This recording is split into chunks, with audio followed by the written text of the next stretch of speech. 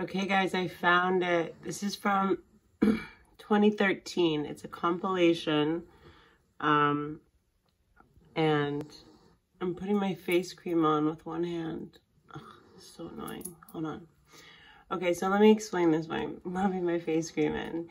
He is very different. Watch the hosts like Jimmy Fallon and shit. You never see them behave like this. One's reality is a result of your intention and your attention. It's through spiritual practice that I've recognised that my own impermanence, my own irrelevance, the fact that I'm just a person shuffling through life, I ain't really no different now from when I was a little kid. And all I want really is that I don't want that feeling in my stomach that people are being treated badly. I don't want a feeling that people are being exploited. People need to live spiritual lives all of the time, a person, and it's good to have access to the infinite consciousness that is available to all people, but through the five senses is delineated, keeping us trapped on a material plane. We think reality is what we can apportion through the limited instruments of the senses, but reality is, of course, far beyond that. Spiritual data, we don't have the correct instruments to receive it, and we live primarily in the realm of the senses. Anything that we're describing through science, we're describing through the prism of the five limited senses. Our eyes can only see between infrared light and ultraviolet light. There's light bouncing around everywhere. Our ears can only hear a tiny decibel range, can't hear the noise of a dog whistle, can't hear any high-pitched frequency sounds. Isn't it likely then that there are other vibrations, frequencies, energies, consciousness moving through the universe? Consciousness is an amorphous and expanding entity. I think that we allow our consciousness to be prohibited by our senses, prescribed by our senses, living in the realm of these five apertures into our reality. But reality is limitless. Space is infinite. Time eternal.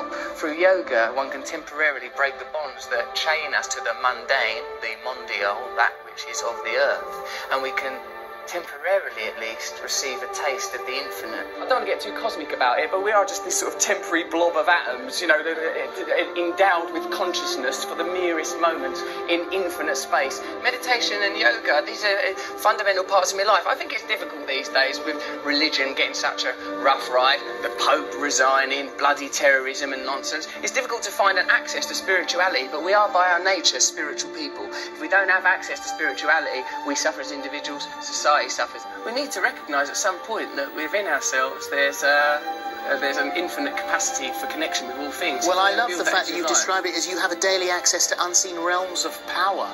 Daily access to unseen realms of power. Not just me, everyone has that. For me, what I've discovered is that transcendental meditation is useful to me, not because of a unique set of circumstances, not because of my formerly secret brilliance, no, but because I am a human being.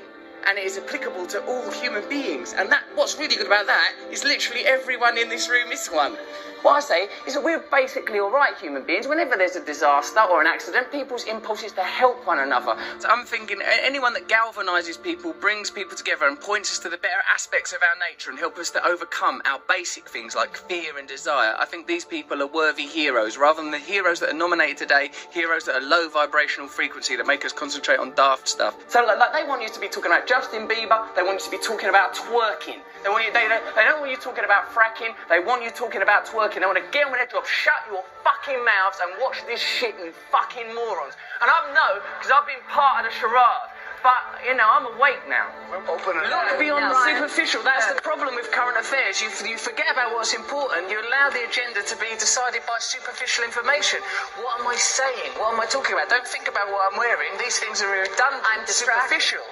And I don't think that we should be continuing to propagate the idea that famous people are magical and special because it makes people feel that their lives ain't no good. And I don't think we should be living in that kind of fearful paradigm. It's that. I'm like a vegetarian. I believe we're all equal. I ain't got the right to kill. I don't kill. Like, say a fly comes in my house, I'd tolerate that little arsehole. Because I feel like he's a fly. He's just on his journey here through life. When I'm meditating or praying, I say the infinite creative force that brings into being all phenomena and guides all life, I say, can you move through me? And things that actually work, you sort of treat them, you sort of shirk them off as if, like, you know, as if you owe them money and you don't, well, no, I've got to avoid yoga and meditation. They've been portrayed quite brilliantly by the mainstream as sort of somehow luxury.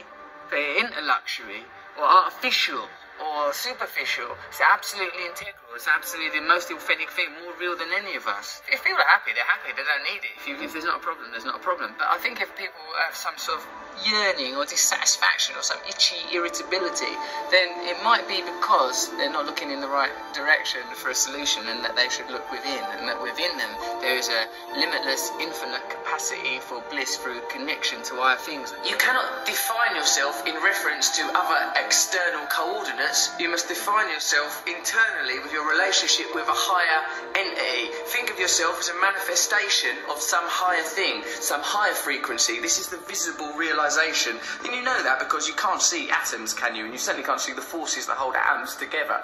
There, in the micro quantum world, Richard, lie the answers to everything. We can't understand it with our logical, rational minds, but we feel it intuitively. Get yourself in alignment with that stuff and you beam like the sun. The dead human ape has fulfilled its potential. The dead human ape has not evolved for the last 10,000 years. These are the achievements of the dead human ape. Now we must transform, become enlightened, so that we can access the next realm of consciousness necessary for our evolution. So I think we elect to ignore the spiritual at our own, and it causes a deficit for ourselves and for our culture and for our planet.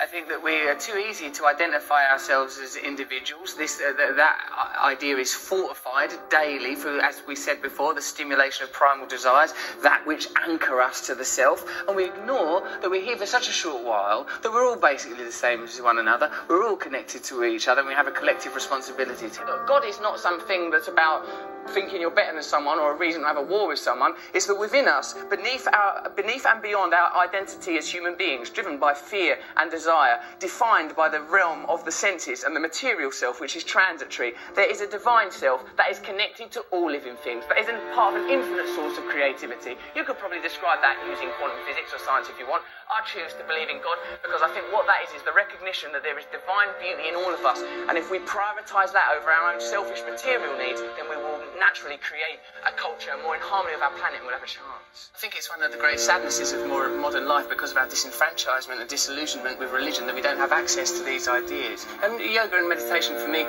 is a way in the secular world of accessing very, very beautiful principles that will perhaps make us happier at a time when people feel disillusioned with the economy, concerned about the ecology, worried with politicians, don't trust what they're being told on television. I've got to let go of temporary, transient ideas like individualism. The nature of monotheistic faiths, these dead desert religions, is to encode us with the idea that individualism is more important than paganism, ideologies that integrally relate us to the earth, so that we know that we are integrally, indefatigably related to our environment, and we live in the service of our environment, because self is a temporal illusion.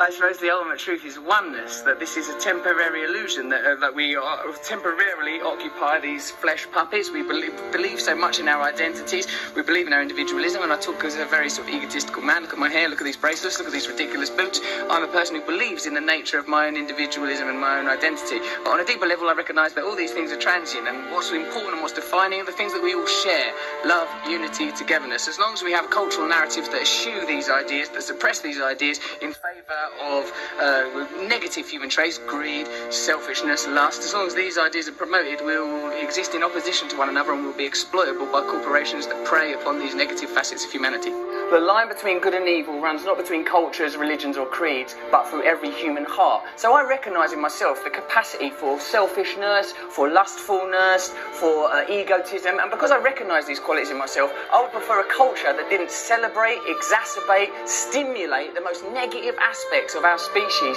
inculcate them, reward them financially, till we get to a kind of a cultural hysteria where we're destroying the planet. The reality is there is one planet, there is a certain amount of people on the planet, there are a certain amount of resources on the planet. None of them things are going to last forever, so we need systems in place that acknowledge the reality, not systems that benefit elites, but systems that acknowledge the reality.